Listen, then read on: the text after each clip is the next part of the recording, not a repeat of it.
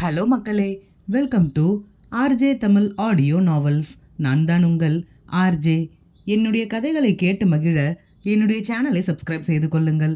இப்போ வாங்க கதைக்குள்ள போகலாம். கதையின் பெயர் என் தேடல் நீயடா நீயடி. அத்தியாயம் 73. விக்ரம். என்ன, என்கிட்ட இருந்து எஸ்கேப் ஆகி வெளியில் ஓடி வந்த, இன்னும் கீழே போகாமல் அப்படியே நிக்கிற, என்னாச்சு என்று பாதி படிகள் இறங்கியபடி நின்றிருக்கும் ஸ்ரீயிடம் கேட்டான். அதற்குள் ராஜேஸ்வரி, வா விக்ரம், அப்படியே தேஜுவையும் கூப்பிட்டு வா, உங்களை பார்க்கறதுக்காக ஒரு முக்கியமான ஆள் வந்திருக்காங்க. விக்ரம், வா, மாம் கூப்பிடுறாங்க என்றபடி ஸ்ரீயின் முகத்தை பார்த்தவன், என்னாச்சு, ஏன் ஒரு மாதிரி இருக்க? ஸ்ரீக்கு என்ன கூறுவது என்றே புரியவில்லை. எவ்வளவு சங்கடமான சூழலில் மாட்டிக்கொண்டோம். எப்படி இவரின் முகத்தில் விழிப்பது? திருமணம் ஆகி இத்தனை நாட்கள் ஆகின்றது என தெரிந்தால் தன்னை பற்றி என்ன நினைப்பார்? நானாவது இதை பற்றி அவரிடம் கூறியிருக்க வேண்டும். இத்தனை நாட்கள் கடத்தியது என் தவறுதான். இப்போது அவர் முன்பு எந்த முகத்தை வைத்துக்கொண்டு அவரை எதிர்கொள்வது என்று வெகுவாக உள்ளுக்குள் மருகி போனாள். அதற்குள் ராஜேஸ்வரி மீண்டும் இவர்கள் இருவரையும் அழைத்துவிட விக்ரமும் ஸ்ரீயும் அவர்களை நோக்கி சென்றனர். விக்ரம் வந்திருந்த புதியவரை யார் என்று தெரியாமல் அறிமுகமாக புன்னகை செய்தான். ராஜேஸ்வரி, இதுதான் என்னுடைய பையன் விக்ரம் என்று அவருக்கு அறிமுகம் செய்து வைத்தார். அப்புறம் இது அவனுடைய வைஃப். இவங்களை பத்தி நான் எதுவும் உங்களுக்கு சொல்ல வேண்டியது இருக்காது என்றார் புன்னகை முகமாக. ஸ்ரீ அவரின் முகத்தை கூட நிமிர்ந்து பார்க்க முடியாமல் சங்கடமாக நின்றிருந்தாள். ஸ்ரீயின் நிலை அலாவுதீனுக்கு நன்றாகவே புரிந்தது. இருந்தாலும் மனதிற்குள் ஒரு வருத்தம் இருந்து கொண்டுதான் இருந்தது. எவ்வளவு பெரிய விஷயம்! இத்தனை நாட்களில் ஒரு நாள் கூட என்னிடம் உனக்கு இதை பற்றி கூற வேண்டும் என்று தோன்றவில்லையா? அல்லது வளர்ப்பு அப்பாதானே, இவரிடம் பொறுமையாக சொல்லிக் கொள்ளலாம் என்று எண்ணிவிட்டாயா? நான் உன்னை அப்படி பார்க்கவில்லையே. நான் பெற்ற மகளைப் போல்தானே உன்னையும் கருதினேன் என்று மனதிற்குள் ஸ்ரீயுடன் வாக்குவாதம் செய்து கொண்டிருந்தார். என்னதான் மனதிற்குள் வருத்தம் இருந்தாலுமே மகள் ஆயிற்றே, எப்படி அப்படியே விட்டுவிட முடியும்? நல்லா இருக்கியாமா என்றார் ஸ்ரீயை பார்த்து புன்னகை முகமாக. அதில் ஸ்ரீ ஓடி வந்து அவரின் அருகில் அமர்ந்து கொண்டவள் அவரின் கையை பற்றியபடி, சாரி டாடி, நான் முன்னாடியே இதை பத்தி உங்ககிட்ட சொல்லியிருக்கணும், ஆனா சொல்ல முடியாத சூழ்நிலை, என்னை மன்னிச்சிருங்க என்றால் கண்ணீர் நிறைந்த கண்களுடன். அலாவுதீன், பரவாயில்லம்மா, என்ன இருந்தாலும் நான் உன்னை வளர்த்தவர் தானே, உன்னிடம் உரிமையாக கேட்க நான் உன்னை பெற்றவர் கிடையாதே என்றார் வருத்தமான குரலில்.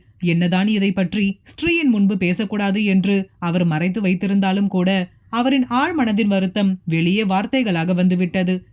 ஸ்ரீ, என்னடாடி இப்படி சொல்லிட்டீங்க? நான் உங்களை என்னைக்குமே என்னுடைய வளர்ப்பு அப்பாவா நினைச்சதே கிடையாது. எனக்கு நீங்க தான் அப்பா. என்னை பெத்தவங்க யாரா வேணும்னாலும் இருக்கலாம், ஆனா எனக்கு நீங்க தான் அப்பா. ஆயிஷா அம்மா தான் என்னுடைய அம்மா. எனக்கு விவரம் தெரிஞ்ச நாளிலிருந்து நான் உங்களையும் அம்மாவையும் தான் அம்மா அப்பாவா நினைச்சு வளர்ந்துருக்கேன். உங்களை தான் அப்பா அம்மானு கூப்பிட்டு இருக்கேன். என் மனசளவுல நீங்க 2 பேரும் தான் என்னுடைய அப்பா அம்மாவா இருந்திருக்கீங்க. இனிமே இப்படியெல்லாம் பேசாதீங்க டாடி என்றாள் அழுகையினோடு. ஸ்ரீ கூறுவதிலேயே இவர்தான் ஸ்ரீயின் தந்தை என்பதை புரிந்து கொண்ட விக்ரம், சாரி அங்கிள், தப்பு ஏன் மேலதான் இருக்கு. ஸ்ரீ மேரேஜ் நடந்த உடனேயே உங்களுக்கெல்லாம் இன்ஃபார்ம் பண்ணணும்னு தான் சொன்னா, ஆனா நான் தான் விடல. இதுக்காக நீங்க ஸ்ரீ மேல கோவப்படாதீங்க. அலாவுதீன், சின்ன வயசுல இருந்து நான் தூக்கி வளர்த்த பொண்ணு. அவளுடைய கல்யாணத்தை கூட ஒரு இன்ஃபர்மேஷன் மாதிரி தான் என்கிட்ட சொல்லணுமா? ஒருவேளை அவ உங்களை விரும்புறேன் என்று என்கிட்ட சொன்னா கூட நான் சந்தோஷமா இந்த கல்யாணத்தை நடத்தி வச்சிருப்பேனே. வேண்டாம்னு சொல்லி தடுத்திருக்க மாட்டேன். எங்க பொண்ணு கல்யாணத்தை எங்க கண்ணார பார்க்கணும்னு எங்களுக்கும் ஆசை இருக்காத தம்பி? என்னதான் நான் ஸ்ரீயை வளர்த்தவனா இருந்தாலும் அவளை பெத்த பொண்ணாதான் நான் நினைக்கிறேன். அவளுக்கும் கல்யாணத்தை நல்லபடியா செய்யணும்னு தான் நான் ஆசைப்படுறேன். கடைசியில் அவ கல்யாணமானதை பார்க்க முடியாத மாதிரி ஆயிடுச்சே, அதான் ரொம்ப வருத்தமா இருக்கு. அவரின் மனதில் இருக்கும் வருத்தம் அப்படியே வார்த்தையிலும் வெளிப்பட்டது. விக்ரம், எனக்கு உங்களுடைய சிச்சுவேஷன் புரியுது. ஆக்சுவலி எங்க 2 பேருக்கும் கல்யாணம் நடக்கும் பொழுது நாங்க 2 பேருமே ஒருத்தரை ஒருத்தர் விரும்பவே இல்லை. ராஜேஸ்வரி அதிர்ச்சியாக, என்ன விக்ரம் சொல்ற? நீ விரும்பலன்னா அப்புறம் எப்படி 2 பேரும் கல்யாணம் செஞ்சுக்கிட்டு மாலையும் கழுத்துமா என் முன்னாடி வந்து நின்னீங்க என்றார் அதிர்ச்சியாக. விக்ரம், மாம், நாங்க 2 பேரும் கல்யாணம் செஞ்சுக்கிட்டதே நீங்க எனக்கும் அஞ்சலிக்கும் ஏற்பாடு செய்திருந்த கல்யாணத்திலிருந்து தப்பிக்கிறதுக்காக தான். நான் ஆரம்பத்தில் ஸ்ரீ கிட்ட எனக்கு கல்யாணம் செஞ்சு எனக்கு ஹெல்ப் பண்ண சொல்லி தான் கேட்டு இருந்தேன். அன்னைக்கு நாங்க 2 பேருமே மனசளவுல கல்யாணமா நினைச்சு அதை செஞ்சுக்கல. இன்னும் உண்மையை சொல்லணும்னா நான் காலேஜ் படிக்கும் போதிலிருந்து வேற ஒரு பொண்ணை லவ் பண்றேன். விக்ரமின் வார்த்தையில் ராஜேஸ்வரி அதிர்ச்சியின் உச்சத்திற்கே சென்று விட்டார். ராஜேஸ்வரி, என்ன பேசுற நீ? நீ என்ன சொல்றேன்னு எனக்கு ஒண்ணுமே புரியல. வேற யாரோ ஒரு பொண்ணை லவ் பண்றேன்னு சொல்ற, ஹெல்ப்பா தான் ஸ்ரீயை கல்யாணம் செஞ்சேன்னு சொல்ற. கல்யாணம்ன்றது உங்களுக்கெல்லாம் விளையாட்டு விஷயமா போயிடுச்சா? எவ்வளவு பெரிய விஷயத்த செஞ்சுட்டு இப்படி சாதாரணமா வந்து சொல்ற? ஒரு பொண்ணை கல்யாணம் செஞ்சுட்டு வேற ஒரு பொண்ணை காதலிக்கிறேன்னு சொல்ற. இதனால் ஸ்ரீயோட வாழ்க்கை என்ன ஆவது என்றார் கோபமாக. விக்ரம் மாம், வெயிட் வெயிட், நான் ஃபுல்லா சொல்லி முடிச்சிடுறேன். ஆக்சுவலி நான் காலேஜ் படிக்கும்போதே ஸ்ரீயை லவ் பண்ண ஆரம்பிச்சிட்டேன். ஆனா நான் லவ் பண்றது ஸ்ரீயை தானு எனக்கே தெரியாது என்று கூற ஆரம்பித்தவன் தன் மொத்த காதல் கதையையும் கூறி முடித்தான். வெளிநாட்டில் மித்ராவை சந்தித்ததை தவிர. ராஜேஸ்வரி, வாட், நீ சொல்றதெல்லாம் உண்மையா? என்னால நம்பவே முடியல. கடைசியில் நீயும் ஸ்ரீயை விரும்பி இருக்க, ஸ்ரீயும் முன்ன விரும்பி இருக்கா. உங்களுடைய விருப்பத்தை வெளியில் சொல்லாமலே நீங்க 2 பேரும் கல்யாணம் செஞ்சு கணவன் மனைவியா ஆகியிருக்கீங்க. இப்போதான் என்ன உண்மை என்று உங்களுக்கே தெரியுமா? எது எப்படியோ எல்லாம் நல்லபடியா முடிஞ்சதே ரொம்ப சந்தோஷம். விக்ரம், அங்கிள், நான் சொன்னதிலிருந்தே உங்களுக்கு என்ன விஷயம்னு புரிஞ்சிருக்கும்னு நினைக்கிறேன். நான் எப்படியும் ஸ்ரீயை விட்டு பிரியதானே போறோம் என்று அவளுடைய லைஃப் ஸ்பாயில் ஆகிடக்கூடாதுன்னு மேரேஜான விஷயத்தை பத்தி வெளியில் யார்கிட்டையும் சொல்லக்கூடாதுன்னு சொல்லியிருந்தேன். அதனால்தான் அவ யார்கிட்டையும் சொல்லல. நீங்க சொல்ல வருவது எனக்கு புரியுது. என்ன இருந்தாலும் உங்க பொண்ணுடைய கல்யாணத்தை பார்க்கணும்னு நீங்க ஆசைப்பட்டிருக்கீங்க. நாங்க வேணும்னா உங்களுக்காக மறுபடியும் கல்யாணம் செஞ்சுக்கிறோம். அலாவுதீனுக்கு விக்ரமின் வார்த்தையில் புன்னகை அரும்பியது. பரவாயில்ல மாப்பிள்ள, என் பொண்ணுக்கு நல்ல தங்கமான மாப்பிள்ளை தான் கிடைச்சிருக்கீங்க. ரொம்ப மனசுக்கு நிறைவா இருக்கு. என்னதான் நாமளே பார்த்து பார்த்து பொண்ணை கட்டி கொடுத்திருந்தாலும் கூட மாப்பிள்ளை எப்படிப்பட்டவரோ, நம்ம பொண்ணை எப்படி பார்த்துப்பாரோ என்ற பயம் எல்லா பொண்ணை பெத்த அம்மா அப்பா மனசுலையும் இருக்கதான் செய்யும். அப்பா அம்மா பார்த்து செஞ்சு வைக்கிற கல்யாணத்துக்கே அப்படி இருக்கும் பொழுது என்னுடைய பொண்ணு அவளா தேர்ந்தெடுத்த வாழ்க்கை எப்படி இருக்குமோன்னு மனசுக்குள்ள ஒரு பதட்டமும் பரிதவப்பும் இருந்துகிட்டே இருந்துச்சு. இப்போ உங்களை நேரில் பார்த்த பிறகுதான் மனசுக்கு ரொம்ப நிறைவா இருக்கு. என் பொண்ணு நல்ல வாழ்க்கையை தான் தேர்ந்தெடுத்திருக்கா. கடவுள் அவளுக்கு எப்பயுமே துணையாக தான் இருப்பார் என்று ஸ்ரீயின் தலையை தடவி விட்டார். ராஜேஸ்வரி, அது மட்டும் இல்லைங்க, என்னைக்குமே ஸ்ரீக்கு என் லேகா துணையா இருப்பா என்றவருக்கு லேசாக கண்ணீர் சுரந்தது. என்ன நடக்கணும்னு எதுவும் நாம முடிவு பண்றது இல்லையே, எல்லாமே ஏற்கனவே முடிவானதுதான். நான் ஆசைப்பட்ட மாதிரி தேஜு தான் இந்த வீட்டு மருமகளா வரணும் என்பது ஏற்கனவே முடிவாகி இருந்திருக்கு. அதனால்தான் என் பையன் மனசிலும் தேஜு இடம் பிடிச்சிருக்கா. தேஜு மனசுலையும் விக்ரம் இடம் பிடிச்சிருக்கான். என்னுடைய ஆசைப்படி என் லேகாவுடைய பொண்ணே என் வீட்டு மருமகளா வந்திருக்கா. ரொம்ப மனசுக்கு நிறைவா இருக்கு என்றார் ஆனந்த கண்ணீரோடு. விக்ரம், என்னமாம் சொல்றீங்க? நீங்க சொல்றது ஒன்றும் புரியலையே. ராஜேஸ்வரி, ஓ, உனக்கு எந்த விஷயமும் தெரியாதுல்ல என்றவர் ஸ்ரீயை காட்டி, இவ யாருன்னு தெரியுமா? விக்ரம், தெரியுமே, தேஜா ஸ்ரீ. ராஜேஸ்வரி, ஸ்ரீதான். ஸ்ரீயுடைய உண்மையான அப்பா அம்மா உனக்கு யாருன்னு தெரியுமா விக்ரம்? என்னுடைய அண்ணனும் லேகாவும் தான் ஸ்ரீயை பெத்த அம்மா அப்பா. ஸ்ரீ சின்ன குழந்தையா இருக்கும்போது அவளுக்கும் அவளுடைய அம்மா லேகாவுக்கும் ஒரு ஆக்சிடென்ட் நடந்துச்சு. அதில் லேகா இறந்துட்டா. அந்த ஆக்சிடென்ட்ல தான் அலாவுதீன் சாருடைய குடும்பம் ஸ்ரீயை காப்பாத்தி அவங்களுடைய பொண்ணாவே இத்தனை வருஷமா வளர்த்துருக்காங்க. விக்ரம் அதிர்ச்சியாக, என்னமாம் சொல்றீங்க? நீங்க சொல்றதெல்லாம் உண்மையா? அப்போ ஸ்ரீ இவங்களுடைய பொண்ணு கிடையாதா? அதான் இவர் வளர்ப்பாப்பான்னு சொல்றாரா? ராஜேஸ்வரி, ஆமா விக்ரம், இந்த உண்மையெல்லாம் எனக்கு ஸ்ரீ நம்ம வீட்டுக்கு வந்த கொஞ்ச நாளிலேயே தெரிஞ்சிடுச்சு. நான் தேஜுவுக்காக அவ சின்ன குழந்தையா இருக்கும் பொழுது அவளுடைய பெயர் இருக்க மாதிரி ஒரு செயின் பிரசன்ட் பண்ணேன். அந்த செயினை ஸ்ரீ கிட்ட நான் பார்த்தேன். அப்போதான் எனக்கு புரிஞ்சது, எல்லாரும் ஸ்ரீன்னு சொல்ற இவ தான் நான் தேடிக்கிட்டு இருக்க தேஜா ஸ்ரீன்னு. அதுக்கப்புறம் தான் இவளை பத்தி விசாரிக்க ஆரம்பிச்சேன். அலாவுதீன் சாருடைய நம்பர் கிடைச்சது. அவர்கிட்ட விசாரிக்கும் பொழுதுதான் அந்த ஆக்சிடென்ட் பத்தி எல்லா விஷயத்தையும் எனக்கு இவர் சொன்னார். விக்ரம், என்னால் நம்பவே முடியலமாம். கடைசியில் நான் ஆசைப்பட்ட பொண்ணும் நீங்க ஆசைப்பட்ட பொண்ணும் ஒரே பொண்ணா? அப்போ ஸ்ரீ என்னுடைய மாமா பொண்ணா? ஐ காண்ட் பிலீவ் திஸ் என்றான் ஆச்சரியம் கலர்ந்த மகிழ்ச்சியோடு. விக்ரமிற்கே இப்படி இந்த நிலை என்றால் ஸ்ரீயை பற்றி சொல்லவா வேண்டும்? ஸ்ரீக்கு இவர்கள் பேசுவது அனைத்தும் ஏதோ கதை கேட்பது போல் தோன்றியது. ஒரே நாளில் தன் வாழ்க்கையே மாறினால் எப்படி அவளால் அதை ஏற்றுக்கொள்ள முடியும்? இத்தனை நாட்கள் தன்னை பெற்றவர்கள் யார் என்றே தெரியாது என்று எண்ணிக்கொண்டிருந்தவளுக்கு ராஜேஸ்வரி கூறுவது அனைத்துமே ஏதோ கனவு போல்தான் தோன்றியது. தேடல் தொடரும். கதையின் பெயர் என் தேடல் நீயடா நீயடி. அத்தியாயம் 74. ஸ்ரீ அதிர்ச்சியாக அமர்ந்திருந்தாள். ராஜேஸ்வரி, உண்மைதான் விக்ரம், என்னாலுமே நடந்த எதையுமே நம்ப முடியல. என் லேகாவுடைய பொண்ணு இந்த வீட்டுக்கு மருமகளா வரணும்னு நான் ஆசைப்பட்டனே தவிர கண்டிப்பா ஸ்ரீதான் அந்த பொண்ணா இருப்பான்னு நான் நினைச்சு கூட பார்க்கல. ஏதோ ஒரு பொண்ணு நீ கல்யாணம் செஞ்சு கூப்பிட்டு வந்துட்டேன்னு உங்க 2 பேர் மேலையும் நான் ரொம்ப கோவமா இருந்தேன். ஆனா என் லேகா அவளுடைய பொண்ணை தான் நான் ஆசைப்பட்ட மாதிரி என் வீட்டு மருமகளா கொண்டு வந்து என்கிட்ட சேர்த்திருக்கா. அவ என்னை விட்டு போனாலும் அவளுடைய பொண்ணை இந்த குடும்பத்தில் கொண்டு வந்து சேர்த்துட்டா பாத்தியா? என்னைக்குமே எனக்கு என் லேகா துணையா தான் இருப்பா என்றார் தன் கண்ணீரை துடைத்தபடி. விக்ரம் அப்பொழுதுதான் நினைவு வந்தவனாக, மாம், இந்த விஷயம் எல்லாம் மாமாவுக்கு தெரியுமா? ஸ்ரீக்கு பெரிதாக புருஷோத்தம்மனை பற்றி எந்த நினைவும் இல்லை. ஒரு முறைதான் அவரை பார்த்திருக்கிறாள் என்பதால் பெரிதாக அவரின் முகம் நினைவில் இல்லை. ராஜேஸ்வரி, இல்ல விக்ரம், இன்னும் சொல்லல, இனிமேதான் சொல்லணும். சொன்னா ரொம்ப சந்தோஷப்படுவார். இத்தனை வருஷமா ஏன் வாழறோம் என்ற எண்ணத்தோடு வாழ்ந்துகிட்டு இருக்கார். அவருக்கு ஸ்ரீ உயிரோடு இருக்கிறது தெரிஞ்சா ரொம்ப சந்தோஷப்படுவார். எவ்வளவு முயன்றும் அலாவுதீனுக்கு லேசாக முகம் வாடிவிட்டது. ஸ்ரீக்கு அவளின் பெற்றோர் கிடைத்ததில் அலாவுதீனுக்குமே பெரும் மகிழ்ச்சிதான். இருப்பினும் இனி அவள் தங்கள் மகள் இல்லையே, அவளை பெற்றவர் வந்துவிட்டார், உறவினர்கள் வந்துவிட்டனர், இனி என்னால் எந்த உரிமையும் கொண்டாட முடியாது என்ற எண்ணம் அவரை ஸ்ரீயை விட்டு வெகு தூரம் தள்ளி நிறுத்திவிட்டது போல் தோன்றியது. அதை அவரின் முகத்தின் வாட்டத்தை வைத்தே கண்டு கொண்ட ராஜேஸ்வரி, மிஸ்டர் அலாவுதீன், என்னதான் ஸ்ரீக்கு அவளுடைய பெத்தவங்க கிடைச்சாலும் கூட என்னைக்குமே நீங்க தான் ஸ்ரீயுடைய அப்பா. இதில் எந்த மாற்றமும் இல்லை. பெத்தவங்க கிடைச்சிட்டாங்களே என்று ஸ்ரீயை அப்படியே விட்டுட மாட்டீங்கல்ல. அவளை உங்க பொண்ணா நினைச்சு என்னைக்குமே அவளுக்கு நீங்க துணையா இருப்பீங்க தானே? அலாவுதீன், என்ன மேடம் இப்படி கேட்டுட்டீங்க?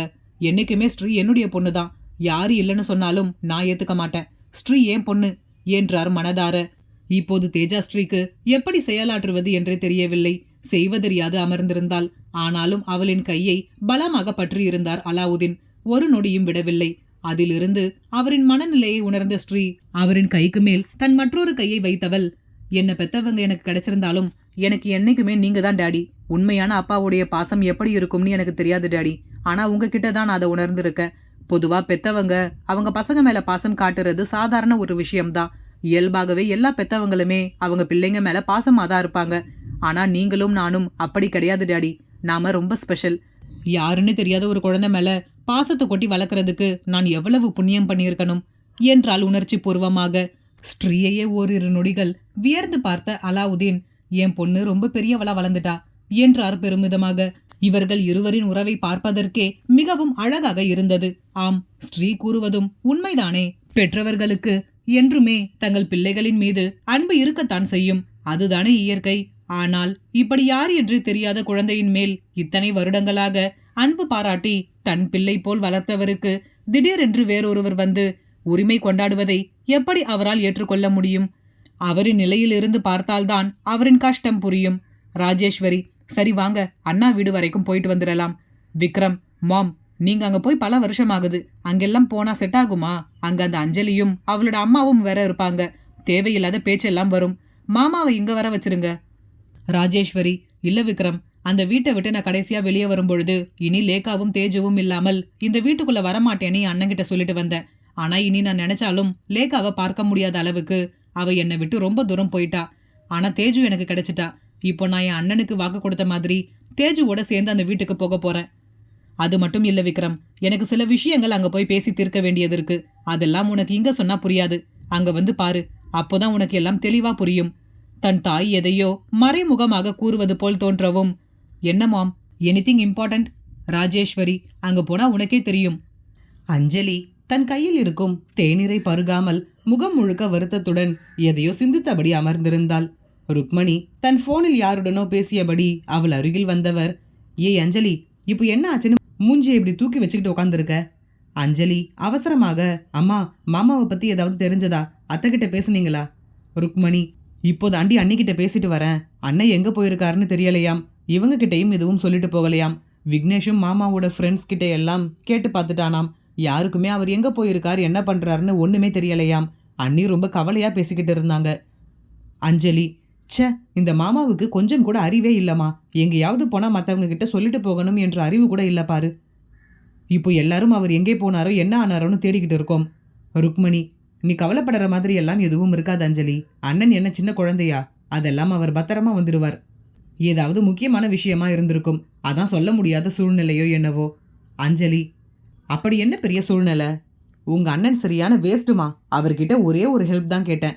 அது கூட அவரால் சரியா செஞ்சு கொடுக்க முடியல. இதில் கூடவே 10 தடியன்களை வச்சுக்கிட்டு பெரிய அடியாள் மாதிரி சுத்துறார். ருக்மணி, நீ அவர்கிட்ட என்ன உதவி கேட்ட? தன் தாயின் சந்தேக பார்வையில் சுதாரித்த அஞ்சலி, அதெல்லாம் ஒண்ணுமில்ல, சும்மா தான் சொன்னேன் என்றாள் சமாளிப்பாக. ருக்மணி, வர வர உன் போக்கே சரியில்லை அஞ்சலி. அம்மா பேச்சை கேட்கவே மாட்டேங்கிற. எனக்கு தெரியாம நீ ஏதாவது தப்பு செஞ்சு மாட்டிக்கிட்டேனா அப்புறம் கஷ்டம் உனக்கு தான் என்றார் எச்சரிப்பது போல். அஞ்சலி, நான் என்னம்மா தப்பு செய்ய போறேன்? மாற்ற அளவுக்கு நானே ஒரு ஏமாளியா இருக்கேன். அதனால் தானே அந்த விக்ரம் கூட என்னை ஏமாத்தனா. ருக்மணி, அவன் போய் தொலைகிறான் விடு. எப்போ பார்த்தாலும் அவனை பத்தியே பேசாத. அடுத்து உன் வாழ்க்கையில் நடக்க வேண்டியதை பாரு. அவன் மட்டும்தான் எல்லாமேன்னு நினைச்சுக்கிட்டு இருக்காத. அஞ்சலி, சரி சரி விடுங்க, என் ஃப்ரெண்டை பார்க்க போகணும், நான் கிளம்புறேன் என்று அவள் வெளியே செல்ல எழுந்திருக்கவும் ராஜேஸ்வரி, விக்ரம், ஸ்ரீ மற்றும் அலாவுதீனுடன் வீட்டிற்குள் நுழையவும் சரியாக இருந்தது. ருக்மணி இவர்களை இங்கே சற்றும் எதிர்பார்க்கவில்லை என்பது அவரின் அதிர்ந்த பார்வையிலேயே தெரிந்தது. ஒரு நிமிடம் அப்படியே ஸ்தம்பித்து நின்று விட்டார் ருக்மணி. அஞ்சலி விக்ரமை பார்த்த உடனேயே குதூகலமானவள் மற்றவர்கள் அனைவரையும் மறந்துவிட்டு வாயெல்லாம் பல்லாக அவனை நோக்கி ஓடினாள். வாங்க மாமா, எப்படி இருக்கீங்க?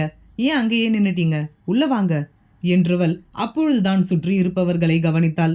வாங்க அத்தை, வாங்க என்று ராஜேஸ்வரியையும் புன்னகை மாறாமுகத்தோடு அழைத்தவள் ஸ்ரீயை மட்டும் பெயருக்கு கூட உள்ளே வருமாறு அழைக்கவில்லை. ஸ்ரீ விக்ரமை முறைத்து பார்க்க விக்ரம் ஸ்ரீயின் காதில் கிசுகிசுப்பாக, என்ன ஏண்டி முறைக்கிற? நானா அவகிட்ட சிரிச்சு பேசுறேன். அவ தான் என்னை பார்த்த உடனே மாமா மாமான்னு எவ்வளவு பாசமா பேசுறா பாரு. நீ எப்போவாவது இவள மாதிரி என்கிட்ட சிரிச்சு அன்பா பேசியிருக்கியா? என்ன இருந்தாலும் அஞ்சலிக்கு என் மேல தனி பாசம்தான் என்றான் வேண்டுமென்றே. ஸ்ரீ தன் பற்களை கடித்தபடி கோபமாக, இதுக்கு தான் இங்க வர வேண்டாம்னு நினைச்சேன். அத்தைக்காக தான் இங்க வந்தேன். பாத்தீங்களா எப்படி நடந்துக்கிறாங்கன்னு? விக்ரம், அதுக்கு என்ன பண்றது? ஒரு அழகான பையனை நிறைய பொண்ணுங்க சுத்தி வரதான் செய்வாங்க. இதுக்கெல்லாம் நீ கோவப்பட்டா என்ன பண்றது என்றான் ஸ்ரீயை மேலும் வெறுப்பேற்றுவது போல். ஸ்ரீ யாரும் அறியாத வண்ணம் விக்ரமின் கையை கிள்ளியவாறு, இதுக்கு முன்னாடி நீங்க எப்படி வேணும்னாலும் இருந்திருக்கலாம். ஆனா இப்போ அப்படியெல்லாம் இருக்க முடியாது. என்ன இருந்தாலும் உங்களுக்கு கல்யாணம் முடிஞ்சு ரொம்ப நாள் ஆகுது. இனிமே யார் உங்களை பார்த்து சிரிச்சு சிரிச்சு பேசினாலும் உங்களுக்கு தான் அடி விழும் என்றால் மெதுவாக. விக்ரமினால் அனைவரின் முன்னிலையிலும் ஸ்ரீயை எதுவும் கூற முடியவில்லை. அவனும் யாரும் அறியாத வண்ணம், ஆ வலிக்குதுடி, என்ன பண்ற நீ? அவ வந்து என்கிட்ட பேசினா நான் என்னடி பண்ணுவேன்? ஸ்ரீ, அதெல்லாம் எனக்கு தெரியாது. யாராவது உங்ககிட்ட பேசினா உங்களுக்கு தான் பனிஷ்மெண்ட் கிடைக்கும். விக்ரம் தன் கையை தேய்த்து விட்டவாறு, திஸ் இஸ் டூ மச். வர வர உனக்கு என் மேல பயமே இல்லாமல் போயிடுச்சு. ரொம்ப பண்றடி நீ. தேடல் தொடரும். இந்த கதை பிடித்திருந்தால் மறக்காம லைக் பண்ணிட்டு அப்படியே சப்ஸ்கிரைப் பண்ணிடுங்க ஃப்ரெண்ட்ஸ். மீண்டும் அடுத்த அத்தியாயத்தில் சந்திப்போம். நன்றி.